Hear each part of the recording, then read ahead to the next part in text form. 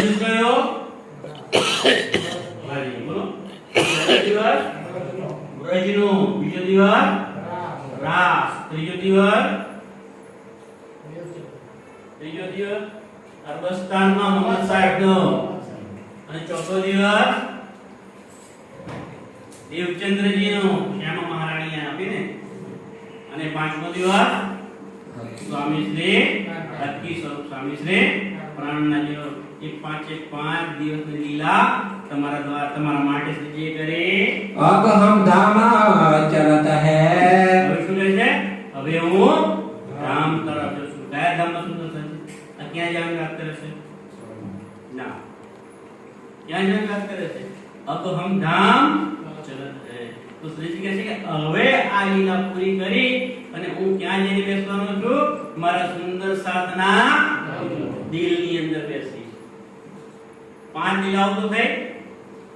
વ્રજની પાંચ બતાવે ને, વ્રજ, રાસ, અરબસ્તાની લીલા, દેવચંદ્ર દ્વારાની લીલા, અને પાંચમી સ્વામી શ્રી પ્રાણનાથજી. એ 5 દિવસની લીલા બતાવી અને હવે કહે છે હું મોમીનોના, મારી બ્રહ્મ સૃષ્ટિના દિલની અંદર આવીને વિરાજમાન થઈ. અને એ છઠ્ઠો દિવસ હતો એટલે કહ્યું છે ને છઠ્ઠા દિન મોમીન. છઠ્ઠા દિવસે મોમીન દ્વારા લીલા થશે. तुम हो जो होशियार. એ મારા સુંદર સાધજી, તમે બધા સાવચેત થઈ જજો. दिन कयामत के कहे थे. અને દિન કયામત નો જે કુરાન ની અંદર લખેલું કે કયામત આ સમયે આવશે, એ જે સમય કહેલો એ सोई शरत सुबान. એ શરત, એ વાયદો આવી પહોંચ્યો છે. ये बात मोमिना जान नहीं. આ વાતને કોણ જાણશે? સુંદર સાધજી, આ વાતને કોણ માનશે કે 1000 વર્ષ પહેલા શ્રીજીએ મોહમ્મદ સાહેબના તન દ્વારા કુરાન લખાવી દીધું. અને કુરાનની અંદર આપણી બધી વાતો લખાવી, આપણા પરમધામની વાતો લખાવી, દેવચંદ્રની વાત લખાવી દીધી, હકી સ્વરૂપ પ્રાણનાથજીની વાત લખાવી, મહારાજ છત્રસાલના નામ પણ અંદર લખાવી દીધા. પણ એને માનશે કોણ? જે બ્રહ્મ સૃષ્ટિ હશે, જેની અંદર પરમધામનો અંકુર હશે, એ જ એને ઈમાન લાવીને માનશે. પણ બીજા કોઈની તાકાત છે નહીં, એને સ્વીકારશે પણ નહીં. जाय देवे हक ईमाना. કોણ માનશે ભાઈ? જવાબ આવી ગયો. જાય દેવે, ભેગા તો નરેશભાઈ, જાય जाय देवे हक ईमाना.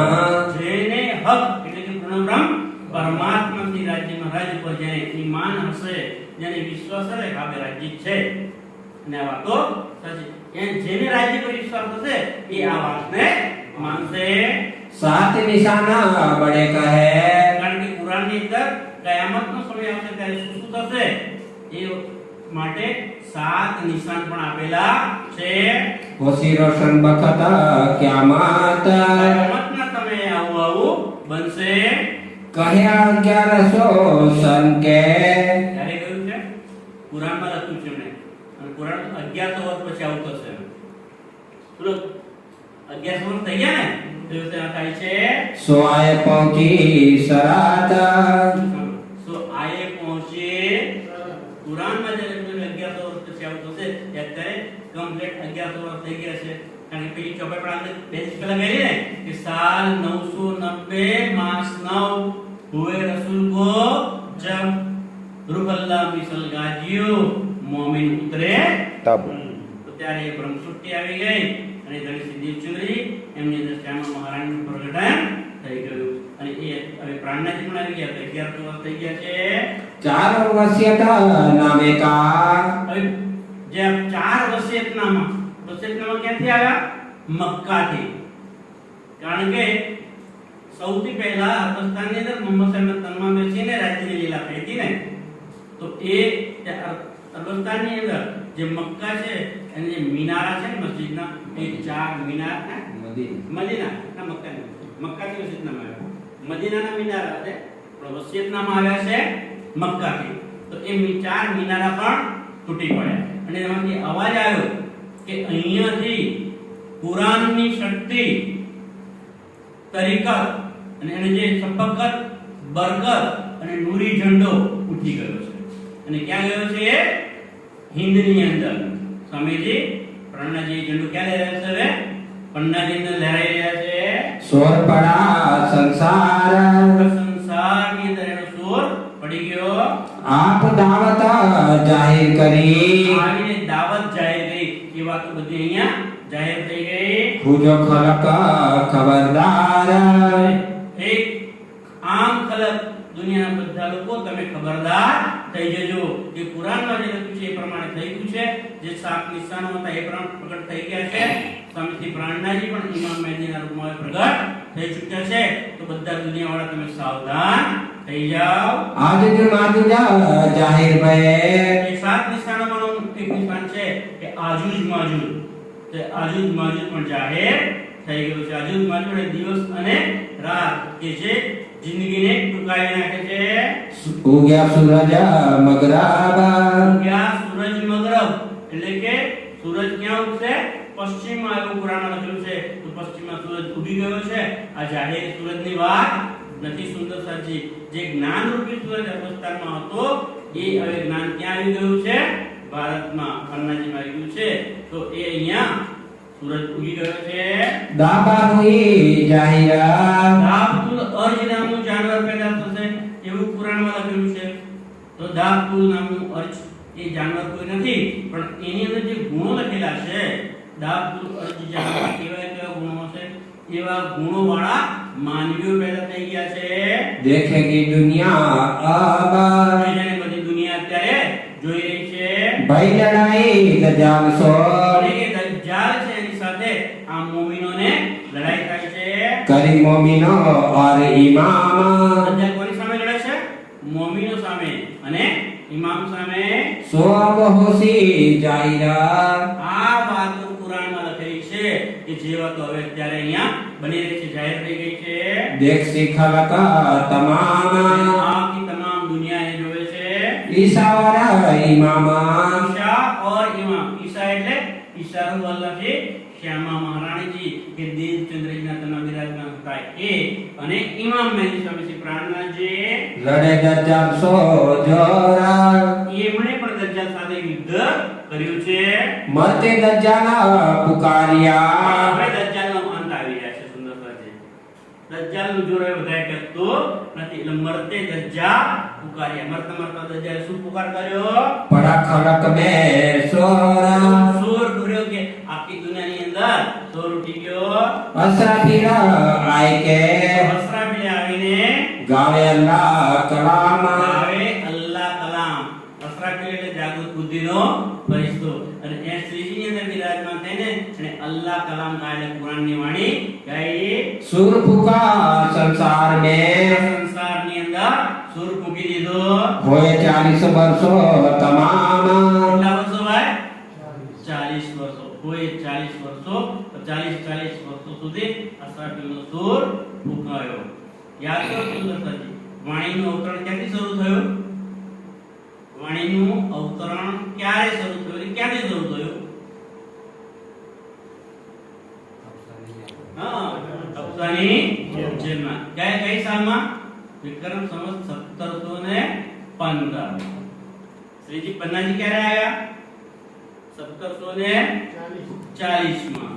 અને 1751 સુધી એમની લીલા ચાલી. ત્યાર પછી 4 વર્ષ કોણે લીલા થઈ? કોને દ્વારા લીલા થઈ?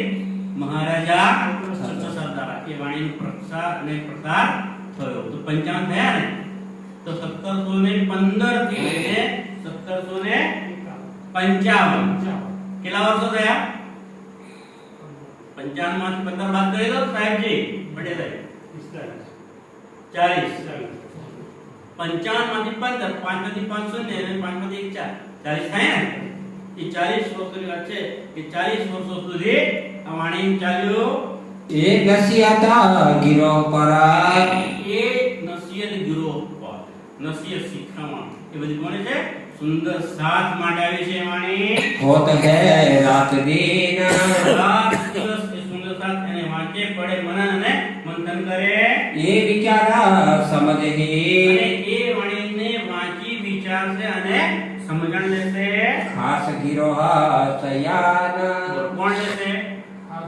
ખાસ ગીરો સંયન વાણીને કોણ લેશે ભાઈ ખાસ ગીરો સંયન જે ખાસ છે એ વાણીને લઈ લેશે આમ ખલક પછી ખાસ અને ખાસલ ખાસ આમ ખલક એટલે જીવ સૃષ્ટિ ખાસ એટલે ઈશ્વરી સૃષ્ટિ અને ખાસલ ખાસ એટલે બ્રહ્મ સૃષ્ટિ એ વાણીને સાંભળતા જ એને લઈ લેશે વાણીમાં ચોપાઈમાં કહ્યું છે એક લવે હોસી તો કટુક એક શબ્દ સાંભળીને તો જાગી જશે વાસના હશે તે વળગશે અરસ ઇલાહી ખજાના અરસ એટલે પરમધામ ઇલાહી એટલે અખંડ એ પરમધામનો અખંડ ખજાનો છે કરતે હે સરાફા કરતે સરફ એની વાતો કરે છે જીન તાલે લિખા સો પાવેહી વાતો તો બધા કરશે પડશે સંતો સાધુ પુરુષો પ્રવક્તાઓ બધા વાંચશે સાંભળશે અને કહેશે ખરા પણ શું કહ્યું છે જીન તાલે લિખા સો પાવેહી સો પાવહી પણ એને લેશે કોણ જેના નસીબમાં લખેલું હશે જેની અંદર અંકુર હશે એ જ એને મેળવી લેશે और ना लेवे एक हरफ और ના લેવે એક હરફ બાકી બીજો એક હરફ એક શબ્દ પણ એનો લઈ શકશે નહીં કારણ કે એ તો એની ઉપર શંકા અને કુશંકા પોતાની બુદ્ધિ એની સ્વપ્નની બુદ્ધિ દોડાવશે અને એ લઈ શકશે નહીં इन चर्चा में बोलन की અને આ જ્યારે બંગાળીની અંદર ચર્ચા થઈ રહી છે સુંદરજી ત્યારે ત્યાં બોલવાની कहू ना रहे मजाल કોઈની મજાલ નથી કે એક શબ્દ પણ વાતે બોલી શકે મજાલ નથી હિંમત નથી એમ નહીં પણ શ્રીજી એવી ચર્ચા કરે છે કે સુંદર સાતના દિલની અંદર કોઈ પણ પ્રશ્ન આવે કોઈ વાત આવે ને તો એને દિલમાં વાત આવે એ જ સમયે એની ચર્ચા એની શંકાનું સમાધાન થઈ જાય એટલે એને બોલવું જ પડે નહીં એને પૂછવું જ ના પડે એટલે કહ્યું છે કે નારાયણ મજા બોલવાની કોઈ શક્તિ જ ના રહે કોઈ મજા જ ના રહે बानने को टाढ़ा रहे ભાનને કો ટાળા રહે આ વાતને તોડવા માટે દજ્જાલ ઉભો રહેશે ત્યાં सोई करता એ दजाल કામ કરવું છે ભાઈ દજ્જાલનું કામ છે જ્યાં જ્યાં સારી સારી વાતો થઈ સત્સંગ થતો છે ત્યાં કોઈ ને કોઈ દજ્જાલ તો આવી જ જશે श्री महामत कहे ये साथ जी મહામતી સ્વામી શ્રી લાલદાસજી ની અંદર પાંચે શક્તિઓ વિરાજમાન છે એ દ્વારા કહે છે કે હે મારા વાલા સુંદર સાહેબજી सुनियो चित दे तुम આ વાતોને તમે એમને સાંભળશો ને કેવી રીતે સાંભળજો ચિત્ત દઈ એટલે ધ્યાન દઈને સાંભળજો अब आरोगन के बखत का હવે આરોગન કે વખત આ તો બીજો પહર ચાલે છે ભાઈ એટલે કે 9 થી 12 વાગ્યાનો સમય 12 વાગી જાય એટલે જમવાનો સમય થઈ ગયો છે हुआ है તો हुकुम એ હુકમ થાય છે કે ભાઈ કારણ કે આજ્ઞા માંગે છે સુંદર સતાને કે શ્રીજી હવે સમય પણ થઈ ગયો છે જમવાનું પણ તૈયાર થઈ ગયું છે તમારો હુકમ હોય તો અમે થાળ લાવીએ પૂરું છે તો બોલ કે તો ભાઈ પછી 100 જે બાકી છે બીજા પર પૂરું કરું છે સુંદર સાહેબજી પડદો પૂરો बोलो श्री प्राणनाथ प्यारे की जय કીધી વાતો કરી છે પણ કાલે પરમને બીજી વધારે ચોપાઈ લેવી પડશે કારણ કે આપણે 8 દિવસમાં 8 પહોર પૂરા કરવા પડશે બરાબર અને ત્યાં સુંદરતા પણ નથી બીજા એટલે આપણે ચોપાઈ તો લાવ્યો महामत कहे ये साथ जी મહામંત્ર કહે सुनियो चित दे तुमा सुनियो चित दे तुमा अब आरोगन के बखत का अब आरोगन के बखत का हुआ है हुकुमा हुआ है हुकुमा। बोलो श्री प्राणनाथ प्यारे की जय, दाम के धनी की जय, सद्गुरु महाराज की जय, समस्त सुंदर साथ की जय। प्रणाम सुंदर साथ।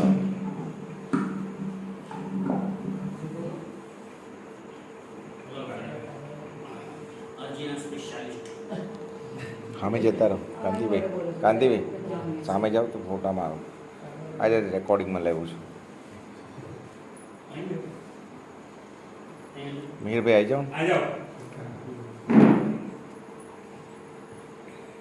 बोलो श्री प्राणनाथ प्यारे की जय।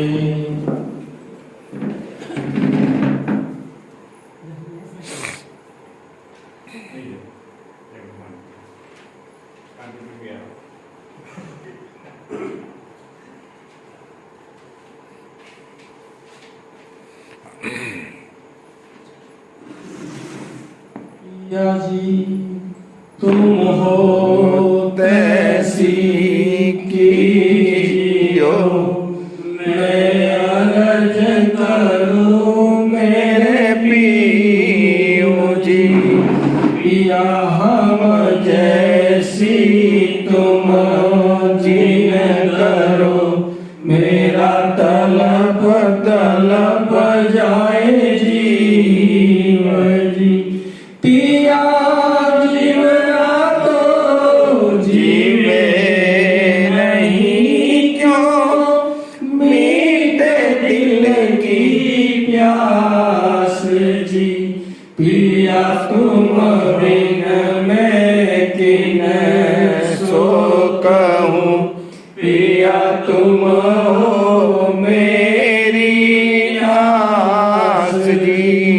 पिया आस बिना तो करूं पिया, जो कोई दूसरा हो जी। पिया सब विद पिया जी, समरथ दिन जाने रोए रोए जी। पिया जन्मायनी जो मैं होती, पिया सो क्यों देखो निके कर जी। पिया जब तुम आप दिखाओगे, तब देखोगी नैन नजर जी। पिया पार पिया जी मेरी सुन के, पिया दिल करो अब जीन जी। पिया किन किन खबर जो लीजियो, मैं अर्ज करूं दुल्हीन। पिया ऐसी अर्ज में तो करूं पिया, जो आड़ी पई अंतराय जी। सो आड़ी आड़ी टाल के दुल्हनियों कंठ लगाए जी। पिया कंठ लगाए कंठ, सो पिया कीजे आस विलास जी। पिया वारणे जाए श्रृंगावती, पिया राखो चरणों के पास जी। पिया तुम दुल्हा में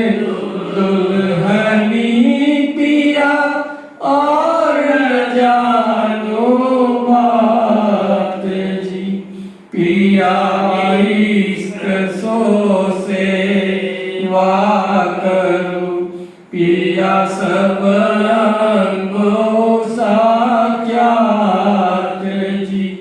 पिया सदा सुख दाम धनी में कहा कहूँ किसो बात जी।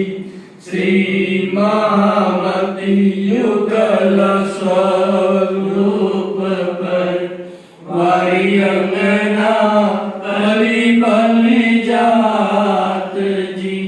पिया तुम हो तैसी कीजियो मैं अर्ज करूं मेरे जी। बोलो श्री प्राणनाथ प्यारे की। श्री श्यामा जी को स्वरूप धनी श्री देवचंद्र जी नाम। मैं बंदी गुण भरी तुम गुण भरे निदान। अर्ज दिल को सिजदा करूं वाहे दत्त को प्रणाम। समस्त सुंदर साथी को कोटान कोट प्रणाम। बोलो श्री प्राणनाथ प्यारे की जय। श्री सतगुरु महाराज की जय। श्री सुंदर